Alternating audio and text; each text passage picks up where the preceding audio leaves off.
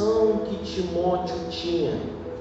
E ele falava, Paulo tinha, e ele falava para Timóteo para ele reacender, reavivar o dom que havia nele colocado através de uma imposição de mãos. Paulo ele se preocupava muito com Timóteo, e essa carta ela foi escrita em um tempo onde a igreja vivia um grande colapso. Já naquele tempo a igreja já tinha o início de falsos profetas, a igreja já tinha o início de falsas doutrinas, a igreja já começava a querer desmoronar, e já naquele tempo havia a perseguição. Quando Paulo escreveu essa carta a Timóteo, ele estava preso em Roma.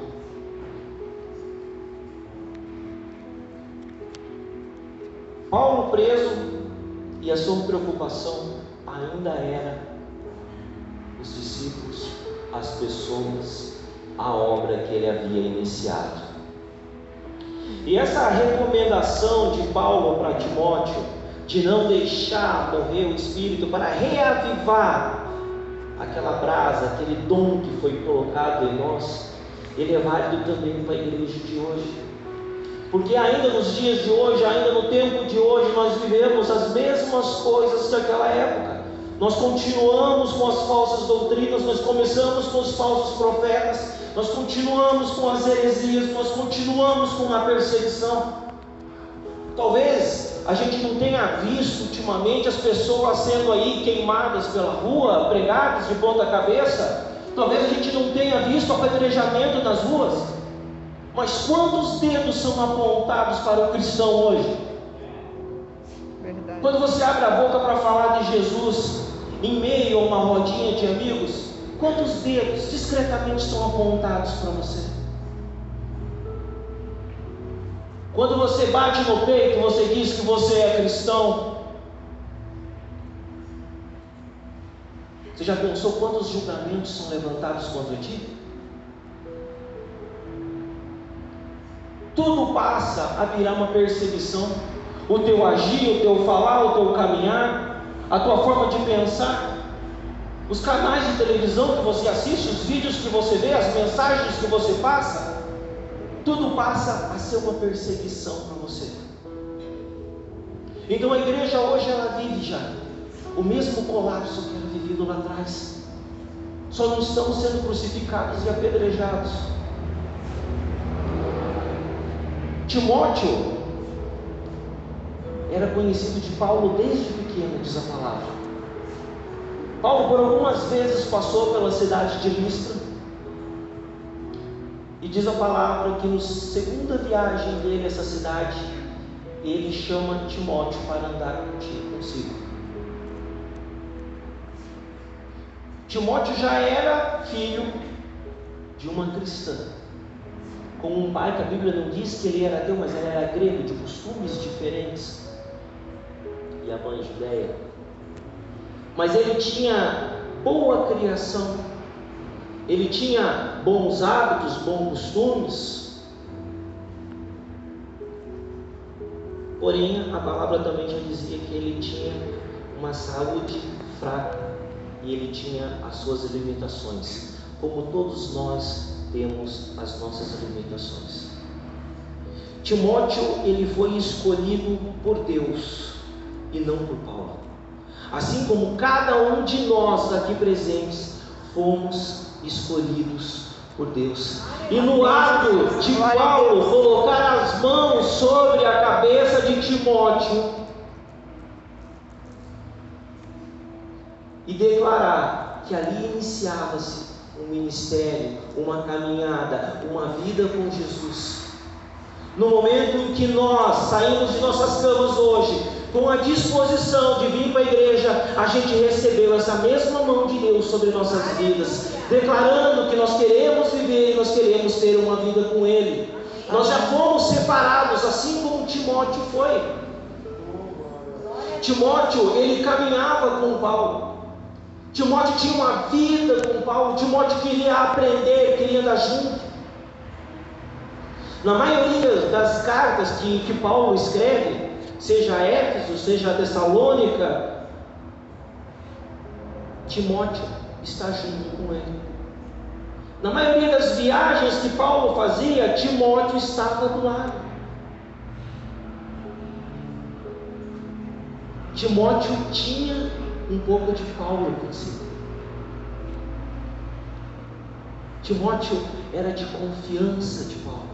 Paulo ele não estava preparando somente um substituto ou alguém para deixar ele na igreja. Paulo tinha Timóteo como um filho, e ele o tratava como tal. No mesmo instante que você recebe o dom de Deus sobre a sua vida, que você recebe o toque de Deus, que você chega na sua igreja, que o pastor coloca a mão sobre você, que o pastor toca em você, você está recebendo o dom de Deus. Você está sendo chamado para ser filho. Você está sendo chamado para caminhar junto, para andar do lado, para fazer coisas maiores. Você está sendo para gerar discípulos. Você está sendo preparado para isso aí. Hoje é o terceiro domingo do mês, culto de missões. E eu queria destacar para vocês essa palavra, Paulo e Timóteo, como grandes missionários da fé. O que acontecia com Timóteo para Paulo poder escrever essa carta para ele?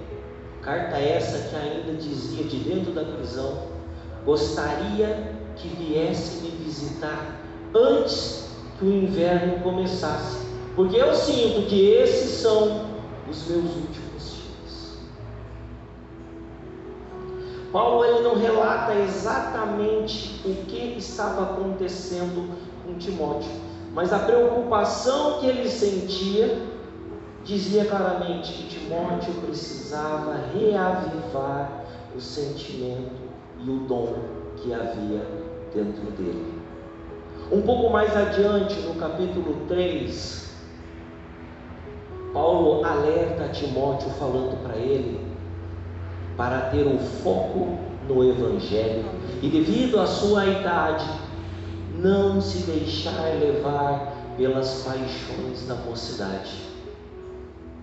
O que vem a ser as paixões da mocidade? Eu não vou falar pela idade de ninguém, não vou julgar e dizer que o jovem é fraco, mas eu vou colocar o nosso tempo de caminhada e com a nossa vivência cristã. Que ainda quando jovens, quando novos na fé, nós nos deixamos muitas vezes levar pelas coisas que o mundo tem nos oferecido. O que vem a ser paixões da mocidade? Aquelas coisas passageiras, aquelas coisas supérfluas, que tiram o teu foco daquilo que é importante para a sua vida. Imagina você, Timóteo, lá jovem, quantas coisas passam pela cabeça dele? Quantas coisas será que ele pensava? Nos tempos de hoje, como seria? Meus amigos vão dar uma bandinha ali, vão dar uma volta, eu tenho que ir para a igreja, eu tenho que caminhar junto com o meu discipulado. Todo mundo está namorando, todo mundo está pecando, todo mundo está aproveitando a vida, e eu estou fazendo o quê? Não, eu estou aqui caminhando com o meu adorador. Quantas tentações há? O início de nossa caminhada cristã, a nossa juventude cristã, é exatamente dessa forma. Tentações e mais tentações, provas e mais provas.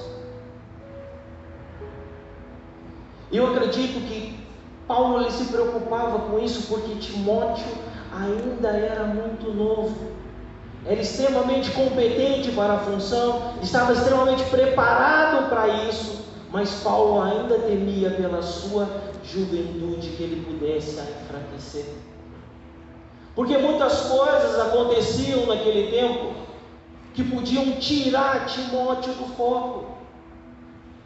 Imagine se vocês vivendo naquele tempo, onde você é discípulo de um grande apóstolo, de uma pessoa perseguida, de uma pessoa que estava dando a sua vida por Jesus Cristo, uma pessoa que estava se doando pelo Evangelho. Você é seguidor dele, você recebeu uma baita marca na sua cabeça, e todo mundo sabe que você é igual a ele, você faz o que ele faz. E vendo ele, o seu discipulador, o seu pai na fé, preso, pronto para ser crucificado, apedrejado, maltratado, e você saber que essa é a consequência daquela ação, e que isso pode acontecer com você. Será que essa pressão na cabeça dele não fazia com que ele começasse a apagar aquilo dentro dele? Quando Paulo ele fala sobre não deixe apagar dentro de você o dom que recebeu, o que vem a ser esse dom, senão o Espírito de Deus sobre a vida dele? O Espírito de Deus é aquilo que te traz alegria, o Espírito de Deus é aquilo que te traz paz, o Espírito de Deus é aquilo que te traz a esperança de dias melhores. Timóteo tinha tudo isso com ele, mas eu acredito que vendo toda aquela movimentação, as coisas que aconteciam naquela época, a perseguição àqueles que diziam que eram seguidores de Cristo, eu acredito que tudo isso ia deixando Timóteo tanto preocupado. A palavra fala que Timóteo tinha um problema no estômago, tanto que Paulo fala, olha, quanto aquele seu problema do estômago, eu fico olhando se fosse hoje, parece que Paulo está falando comigo, mano. Que quando eu fico nervoso, quando eu fico preocupado, me ataca tantas coisas no estômago, me dá azia, me dá queimação, eu passo mal, eu fico desesperado. E quem me aguenta é só Deus, porque ela foge também. Porque é terrível. A preocupação, ela faz a gente se sentir extremamente mal. Agora pensem na pressão na cabeça de Timóteo. Paulo abriu uma igreja, jogaram pedra nele. Paulo leva o Evangelho, dão cacetada nele. Paulo fala que ama Jesus e não troca isso por nada, e prenderam ele.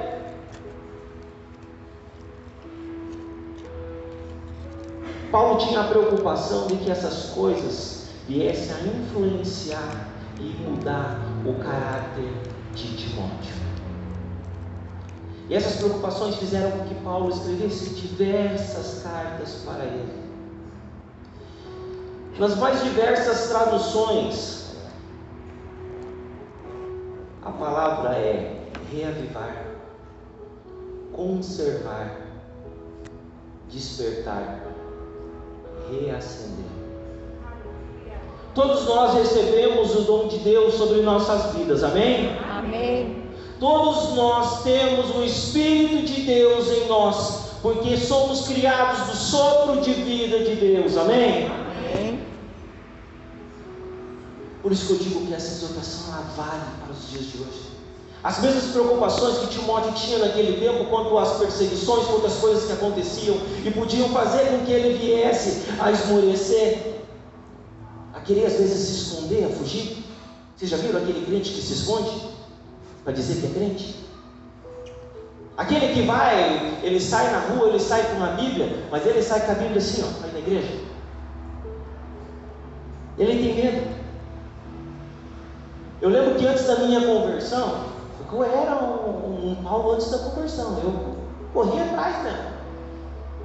Como eu dava risada quando eu via um crente passando com o braço, com a Bíblia embaixo do braço, e hoje eu entendo o quão maravilhoso isso é. Mas quantas pessoas você vê hoje sair na rua e mostrar a Bíblia publicamente? Quantas pessoas você vê hoje não ter vergonha do Evangelho? Quantas pessoas você vê hoje que pega e fala abertamente de Jesus numa roda de amigos?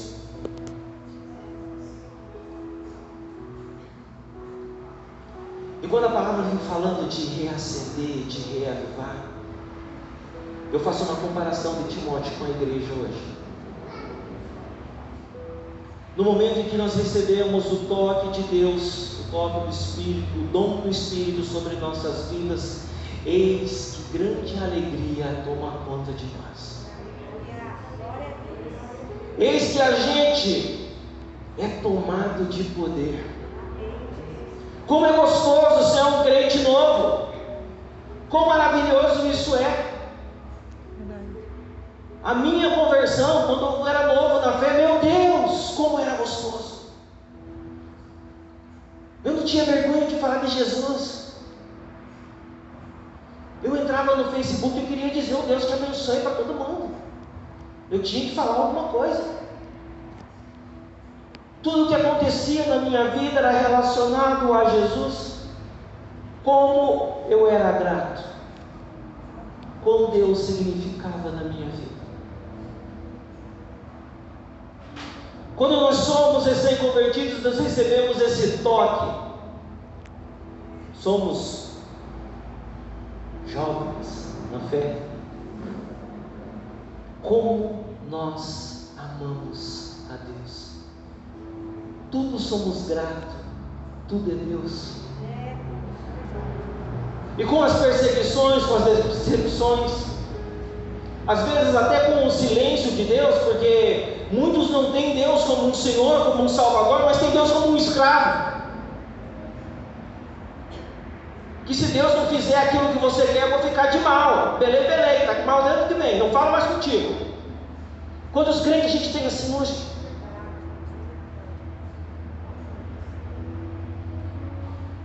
Temos Deus muitas vezes como servo, quando o servo deveria ser nós. Aquela alegria, aquela euforia, aquele calor, aquela vontade de falar do Evangelho para as pessoas, de sair declarando que Deus é Salvador, que Deus muda vidas, que Deus transforma histórias, tudo aquilo vai se acabando, tudo aquilo vai se escurecendo, você vai se decepcionando, você vai se frustrando, porque muitas vezes o que você tem vivido é o silêncio de Deus na sua vida. Mas esse silêncio, ele não é para o seu mal. O silêncio não quer dizer que Deus não está te escutando, que Deus não está te ouvindo, ou talvez que suas orações não tenham chegado a Ele. Mas esse silêncio, ele também é para o seu crescimento, é para a sua edificação, é para a sua transformação, é para a sua mudança de vida. Porque se você receber tudo o que Deus tem para te dar, e Deus foi aquele pai que passa a mão na cabeça do filho mimado, quem será você diante de Cristo? Quem será você diante da prova? Verdade, Deus.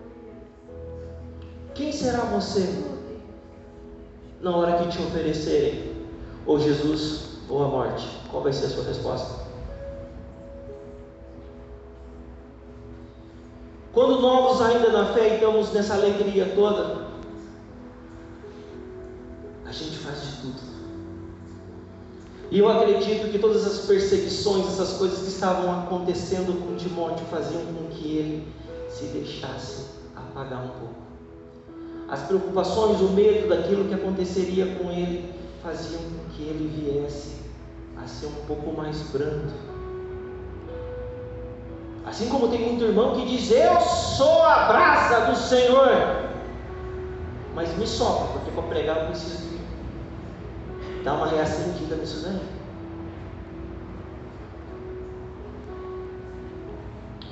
Vou dizer por mim, eu não sou mais aquele que aceitou a Jesus e que vive aquela brasa, aquela vontade. Muitas vezes na minha vida eu já parei para pensar: será que eu falo de Jesus agora? O que vão pensar de mim? Eu acredito que a maioria das pessoas aqui já me conheça a minha casa. Eu faço parte de um grupo de aquarismo, que o Hélio e a Dani me enfiaram nisso. De um, não lembro, uns 4, 5 grupos eu faço parte, mas tem um grupo específico, o pessoal é muito louco. Aquele lugar não tem gente normal não. Mas não é normal, coisa de louco, eu digo louco por Deus não, é louco não. E uma certa manhã eu levantei e eu me senti um novo na fé. Eu sentia dentro de mim um calor que era Deus me incomodando e falando: hoje você vai mudar. Hoje você vai voltar a ser aquilo que você é. E eu entrei naquele grupo. E eu disse: Pai, seja convosco. Pensei que o pessoal ia começar a me xingar ali. Vocês já viram pedra virtual? Eu fiquei com medo que surgisse ali. Daqui a pouco um abençoado: amém, querido. Eita glória, tem crente aqui nesse negócio. De repente um sofre um acidente e Deus me incomoda, e eu vou lá e mando uma mensagem no privado para ele e começo a falar para ele: olha, você recebeu hoje um livramento.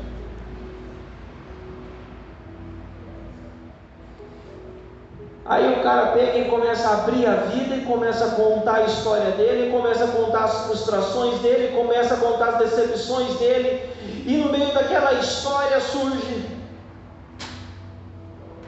Timóteo. Era um cara vivo na fé, era um cara que tinha um amor por Deus, era um cara que tinha disposição de fazer a obra, que queria viver o Cristo dentro dele, mas que pelo julgamento das pessoas e pelas coisas que o mundo fazia sobre a vida dele, ele abandonou tudo.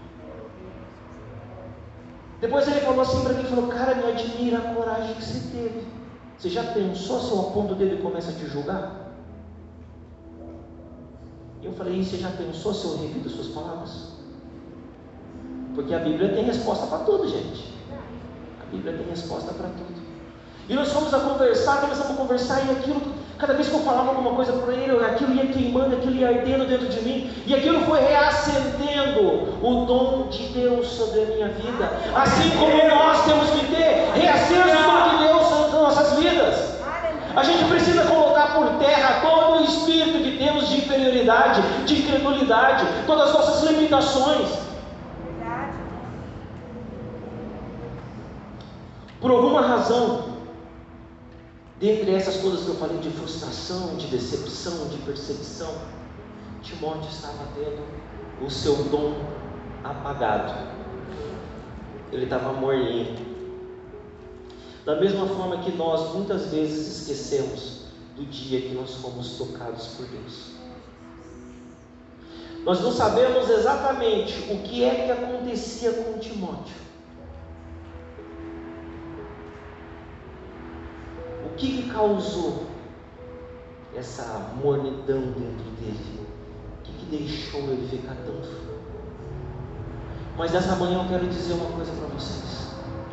Independente de tudo o que aconteceu na vida de Timóteo, independente de tudo aquilo que acontece dentro da nossa vida, da nossa história, da nossa caminhada, existe um Deus soberano sobre a vida de todos nós, que um dia fez um plano sobre nossas vidas e colocou sobre nós o dom de Espírito. E esse Espírito ministra sobre nós todos os dias, querendo que nós estivemos acesos, que nós nos permanecemos alegres, com vida, porque o Espírito de Deus é isso em nossas vidas, ele é alegria, e aquele sentimento que o cristão tem, aquela alegria que ele tem dentro do coração, ela tem que contagiar as pessoas.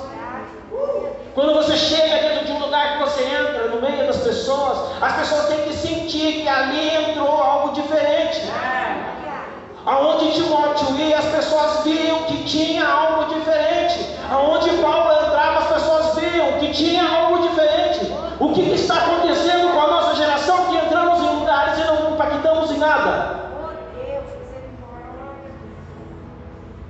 Que nessa manhã nós viemos a esta igreja para receber de novo reavivamento sobre o dom de Deus em nossas vidas. O dom de Deus, ele é o dom do Espírito, ele é a vida. Quando Jesus morreu por nós, nós herdamos características do seu caráter. Quantos aqui têm o caráter de Cristo consigo? Amém. Amém? O dom que nós recebemos, esse caráter de Cristo, ele nos traz o dom de replicar. Aonde quer que a gente vá, a gente tem que pegar. A pessoa tem que olhar para a gente, ele tem que ver o quê? Tem que ver você? Não, ele tem que ver Jesus na sua vida. Nas suas ações, nas suas palavras, naquelas mensagenzinhas do WhatsApp. As pessoas têm que ver Jesus na sua vida. nas suas postagens, as pessoas têm que ver Jesus na sua vida. Glória, aleluia. Quando você abre essa boca santa, cheia de dente, as pessoas têm que ver Jesus na sua vida. As pessoas têm que sentir o dom do Espírito fluir através de você e tocar a vida delas, assim como foi tocada na sua. Porque quando nós conseguimos transparecer o caráter de Deus, coisas inacreditáveis acontecem. Alguém por um acaso aqui se converteu porque acordou de manhã e falou: vou me batizar? E apareceu por um acaso uma igreja já que estava acontecendo o batismo. E mais ainda por um acaso a roupa do batismo já estava do lado da cabeceira da cama. Não existe tantos acasos assim. Você foi tocado por alguém. O dom de Deus que há sobre a vida de alguém tocou a sua vida. Você foi alcançado. Alguém replicou o caráter de Cristo. E quando nós não exercitamos, nós não exercemos esse dom, nós deixamos de fazer aquilo para que nós fomos chamados. Como eu dizia para vocês, terceiro domingo do mês, culto de missões. E para poder fazer tal coisa, para poder exercer esse chamado que todos nós temos, porque aqui só tem missionário, amém? Amém. Nós precisamos reavivar dentro de nós o dom do Espírito. Nós precisamos reacender dentro de nós a chama de Deus. Nós precisamos ter de novo o amor que nós tínhamos lá no começo da nossa conversão. Nós precisamos ter a nossa alegria de novo, porque nós fomos chamados para contagiar. Nós fomos chamados para replicar o caráter de Jesus. Nós fomos chamados para trazer transformação. Glória a Deus. Nós fomos chamados para levar a palavra de Deus. Glória a Deus, aleluia. Deus tem propósito na vida de cada um de nós, todos quanto creem, digam amém. Amém.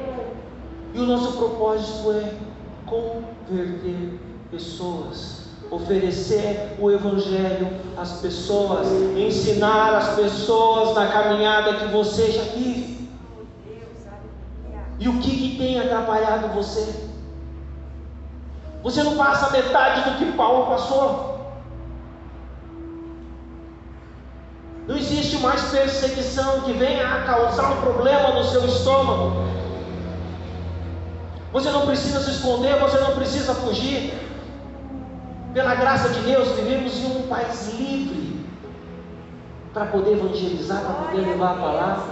E você ainda fica se escondendo. Quando eu falo você, eu não estou apontando para ninguém, pelo amor de Deus, não entenda mal. Mas quando eu digo você, eu estou dizendo para mim também.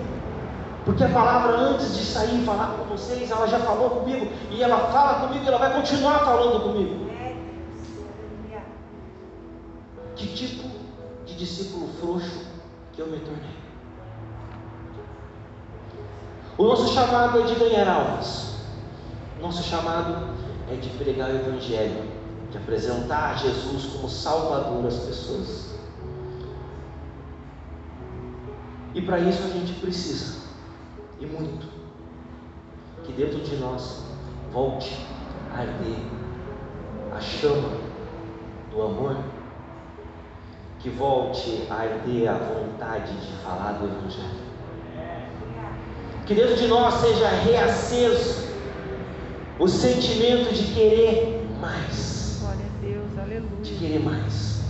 E assim como pais espirituais que nós somos, porque cuidamos de pessoas, amém? Amém. Nós queremos o melhor para os outros. Um pai, ele quer para um filho o melhor. Você deseja alguma coisa de ruim para o seu filho, não? Jamais. Jamais. E assim como pais espirituais, nós queremos para nossos filhos muito mais do que temos para nós. Então esse reavivamento dentro de nós, ele tem que trazer o quê? Tem que trazer verdadeiras conversões, tem que trazer alegria, tem que transbordar no amor de Deus. Que nessa manhã de missões, nós venhamos a ser tocados pelo Espírito de Deus. Que nós venhamos a ser reacesos para a vontade e o chamado que nós temos. Que nós venhamos a ser pessoas segundo o coração de Glória a Deus. Amém. Glória a Deus. Eu vou pedir para a igreja se colocar de pé.